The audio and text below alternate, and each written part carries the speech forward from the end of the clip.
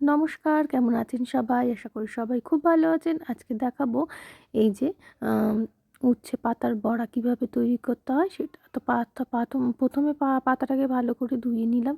ধুয়ে কুচি, কুচি করে কেটে নিয়েছি। তারপরে কিছু লঙ্কাও কুচি, কুচি করে কেটে নিয়েছি।